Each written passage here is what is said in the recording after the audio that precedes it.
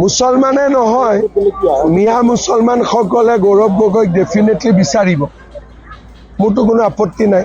আপত্তি থাকিলেও একো কৰাৰ নাই। মুছলমানে বিচাৰি আছে কংগ্ৰেছ চৰকাৰ। কি কয় ৰাইজ? ভিডিঅ'টো শ্বেয়াৰ মাৰি দিব।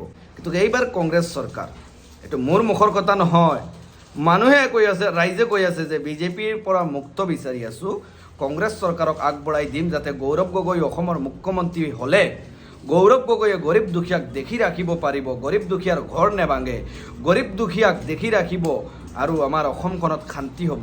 মোৰ মুখৰ কথা নহয়, ৰাইজে কৈ আছে, ৰাইজে বিচাৰি আছে কংগ্ৰেছ চৰকাৰ, ৰাইজে কৈ আছে যে কংগ্ৰেছ চৰকাৰ এইবাৰ আমি বনাম আৰু কংগ্ৰেছ চৰকাৰ আমাৰ লাগে।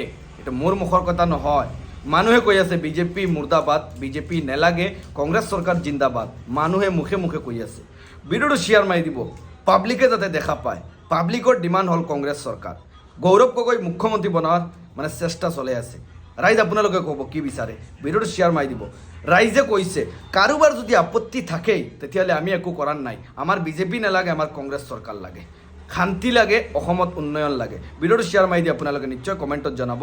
মানুহে যি কৈ আছে মই সেইটোৱে কৈ আছোঁ। মানুহে কৈ আছে কংগ্ৰেছ চৰকাৰ বিজেপিৰ পৰা মুক্ত বিচাৰি আছে, বিজেপিৰ পৰা মুক্ত খুজি আছে। ভিডিঅ'টো শ্বেয়াৰ মাৰি দি আপোনালোকে নিশ্চয় জনাব কংগ্ৰেছৰ লগত জড়িত নে বিজেপিৰ লগত জড়িত।